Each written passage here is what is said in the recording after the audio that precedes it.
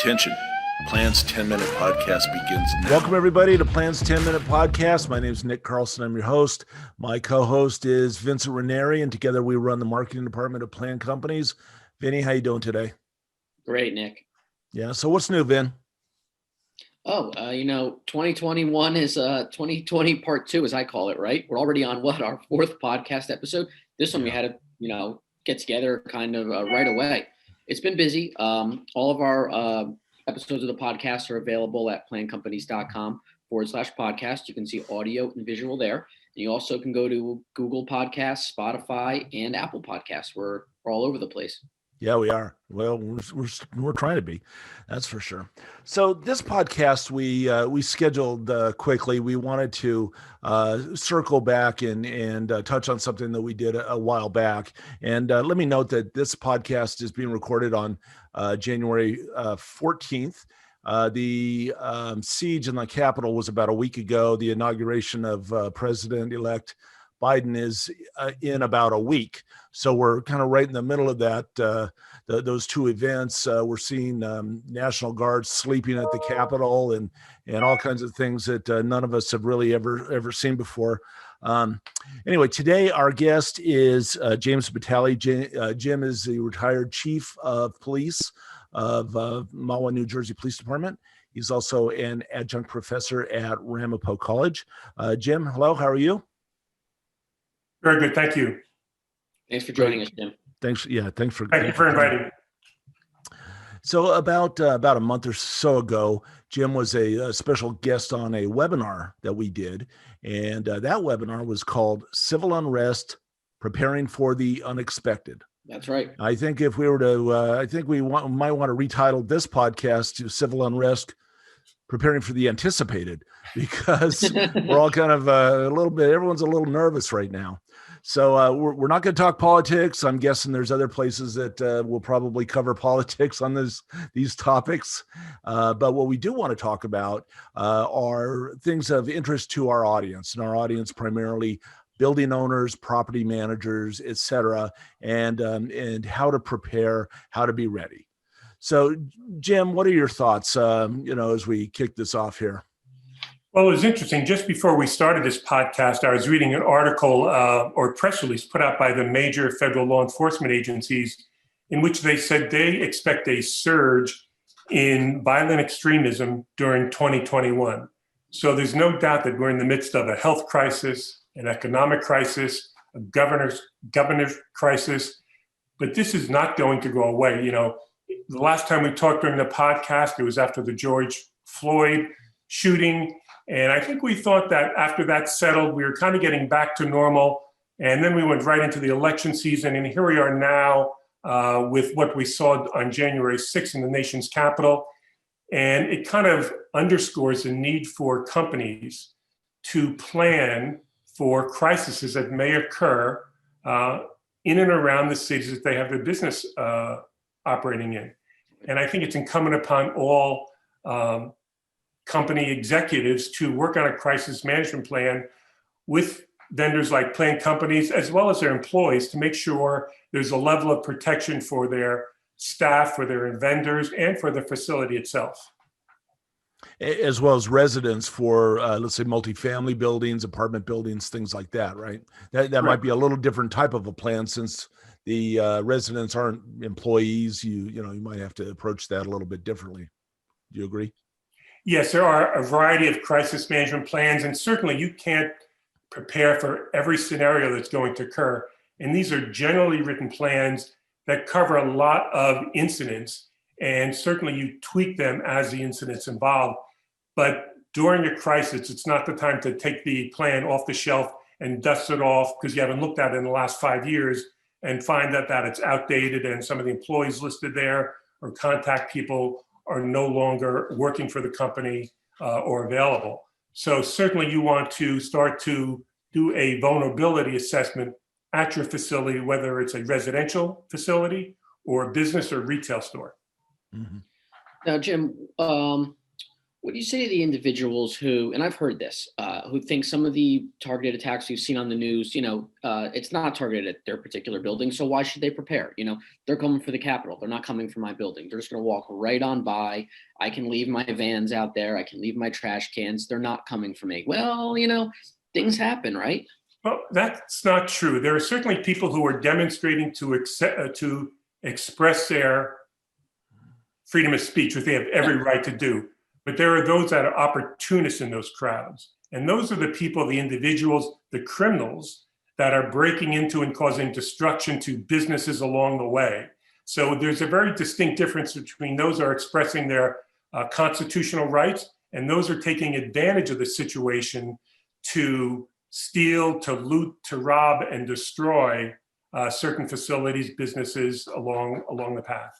Right. Just terrible. Now, it's so much better to be proactive than reactive, right? When we first talked offline, I said to you, I'm noticing some of these great law enforcement agencies are actually being reactive, not proactive. So why would our viewers and our audience want to be proactive in this case? Well, it was evident at the Capitol building that they were reactive. They weren't prepared for that crowd. They weren't prepared for the numbers, and they weren't prepared for some of the equipment they came with to break into the building. Right. It really is critical for companies to have a critical management plan, a crisis management plan, and to work with planned companies to develop that. And so you want to be reactive in the sense, or proactive in the sense, when something occurs, your employees know what to do, your vendors know what to do, and it's a matter of putting step 1, 2, 3, and 4 into place and safeguarding your assets, your facility, and most importantly, the backbone of your company, which are your employees, or in residential facilities, your residents. And practicing this plan. I can have a plan all day long, and if I never practice it, and the one a day something happens, I might freeze. It's human nature. I may forget who's doing what. I just totally freeze up on my plan because I haven't been practicing it. So if you make a plan, you want to kind of go through the motions with your staff, on some type of rhythm, and just keep practicing this. Well, you want to create a culture of security within your company. And that means you want to engage all your employees, from your top management to your lowest level employees. They have to know the plan. They have to know what their role is if something happens. And if you create that culture, it just doesn't exist when there's a crisis. It exists 365 days a year. So it's critical you create that culture. And I think most business executives will find that their employees want to participate. They want to know what's going to happen if things go off the rail in their community. And they want to know that they're safeguarded, that they're going to go home to their families at night, and that the company management team has taken prudent and reasonable steps, not alarmist, but prudent and reasonable steps to safeguard them. Sure. It's interesting. One of the webinar that we did a month or so ago, Jim helped us author a checklist that we have available on our website that you can download. Help you. It's the kind of the format of a plan, of an emergency action plan to put together. One of the items on that I remember that we discussed last time was the concept of securing dumpsters or planters or things around your building that people could use to breach your building, break the windows, etc.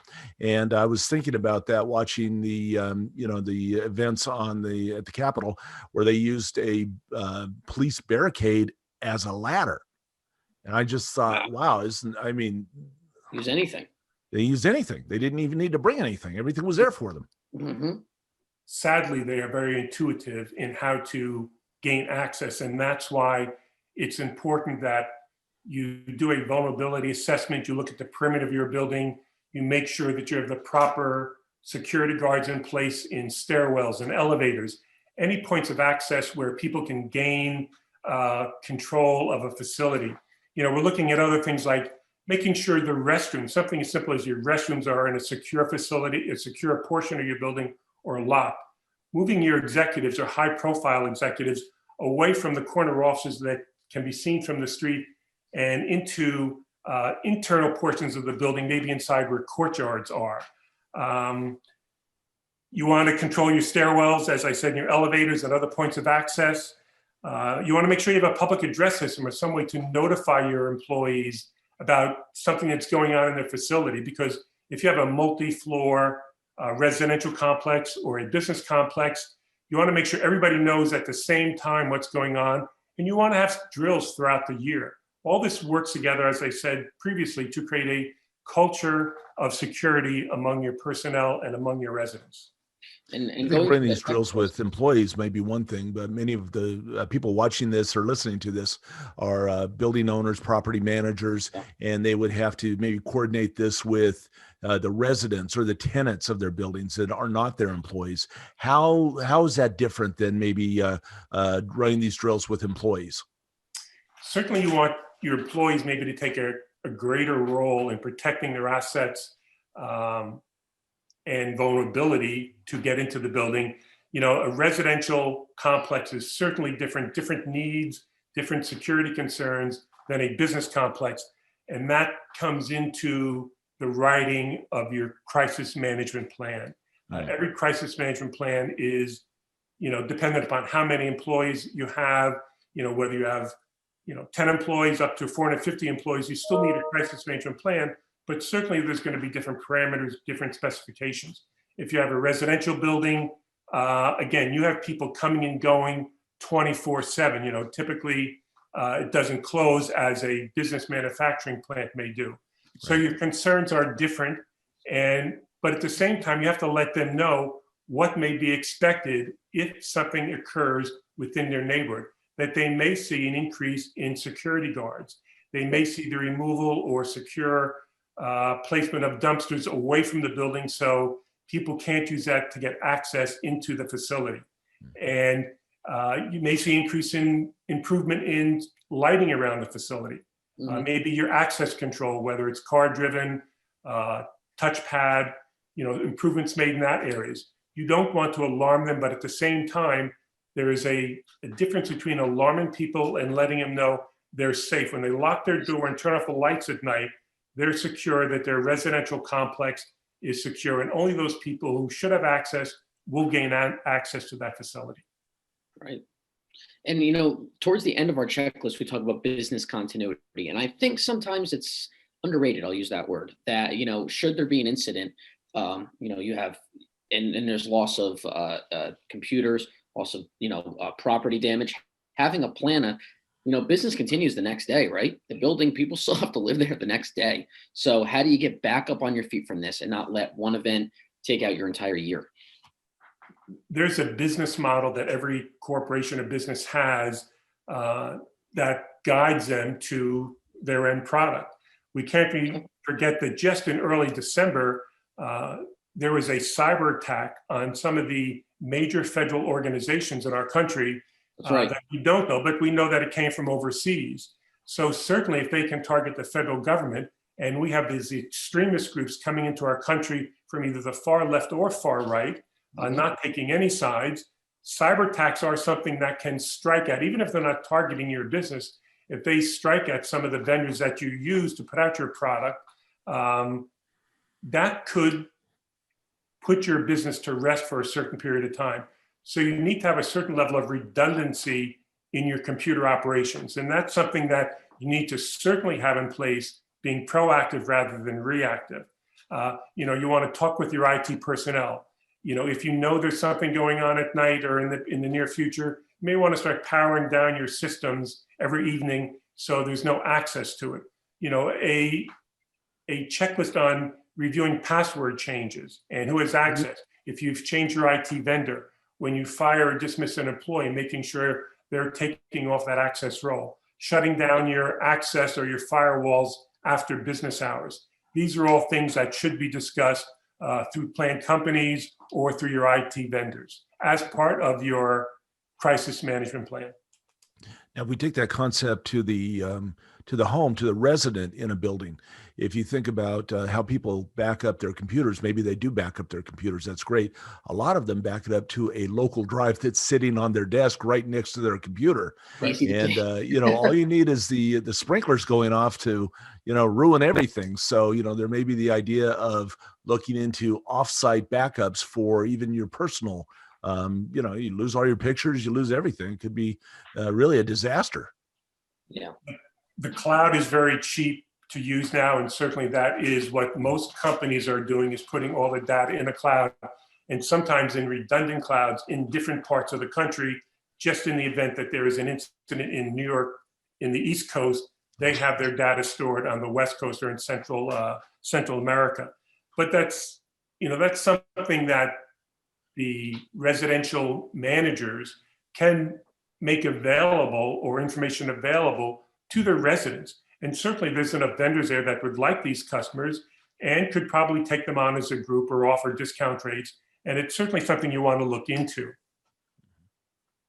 Definitely.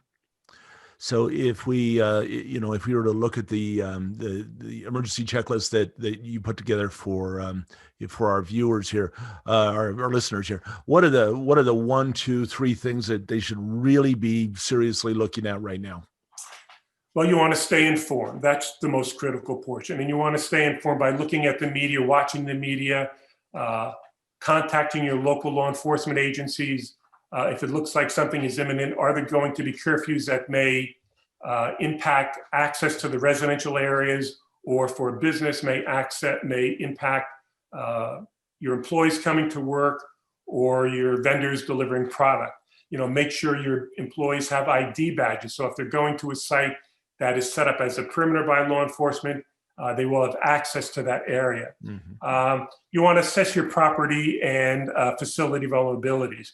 You want to review and update your security practices. And this I can't emphasize how important this is to do every time there's a major incident. Certainly after the breach of the Capitol, that they're sitting down looking how this occurred and how we can prevent it from occurring again. So you want to kind of review what occurs around the country, take a good look at your management level people and look at there's ways to improve your measures to prevent them from occurring in your area. You want to consider altering your business hours for businesses, to improve the safety of your employees. And you want to avoid unnecessary conflict. No matter what sort of product you have in your building, nothing is worth the life of one of your employees. Nothing is that valuable. So these are just some of the quick tips that you can take to kind of bulletproof your facility. You want to do that perimeter check. You want to remove all objects that can be used to access your building or damage your building. Mm-hmm. We talked about locking dumpsters, moving dumpsters away from the facility. If you have company cars, moving them into an underground garage or moving them to an offsite, especially if they have your logo on it. You don't want to be able to contact vendors to board up building in the unfortunate circumstance where windows are broken to gain access. Are you seeing, or are you finding that many police departments are using something like Twitter to communicate with the public? They are using. I know some have things like Nixle, some private systems. We have that in our area, and it's very good. But I don't know if everyone knows that or has that, et cetera. They are using mass notification systems, and typically what a law enforcement agency will do is they'll have one system, a mass notification system, that is only used for emergency notifications.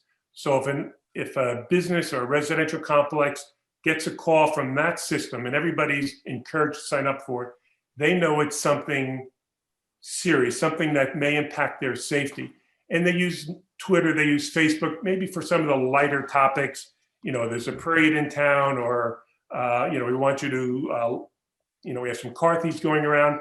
And some people may opt in or may opt out of that service. So it's usually multi-levels that major law enforcement agencies have used, but always keeping that one mass notification system for the really serious, this is information you have to know about. And if you're getting a call from us on this system, it's serious and you should listen and you should take heed. Certainly within your corporation or within your residential complex, you can utilize these own notification system. Some are free, like Nixle at the very basic level. There's Swift Reach 911. There's a number of them across the country that provide great tools. You can sign up. They can send it to your cell phone. You can get a text message. You can get your email. So if you're at work and you're driving home, you don't want to drive into a bee's nest. You know what's going on before you come off the major highway into your residential area. So communication is key in all these situations. And we see, and I hate to keep going back to the Capitol, but we see the breakdown in communication there and what it led to. Yeah. So, and I'm sure they'll make corrections in that if they haven't already. Communication is key in all these crisis situations, keeping people updated, communication not only to your law enforcement agencies, but from your law enforcement agencies. Yeah, I heard Communication people in huge. the like a representative was texting somebody, a friend of theirs in the media, asking them what was going on because they had no information as they were locked down. You know, the best laid plans, unfortunately, when people are under stress or not used to the situation they're in, they don't have the training and background, sometimes the plans kind of go off to the side. And that's why having a tabletop exercise, having a written crisis management plan that they can look at and refer to, reviewing it with your key personnel, having a crisis management team within your building, Right. residential or business, is critical. Those are the people who are going to be your leaders, who are going to step up in the time of a crisis and make sure that when the dust settles, when you do your post-crisis review, they're going to have the input, and you're going to improve your crisis management plan after every incident. 100%. Great. Yeah. All right. Well, great. Well, thank you, Jim. Our 10-minute podcast is now about 20 minutes, but it was well worth it because this is a very, very important topic. So thank you for your time. Really appreciate it, Jim. And again, this will be available on YouTube and all the podcast networks. On behalf of Veterinary, I'm Nick Carlson. Thank you very much for joining, and we'll see you next time. Thank you.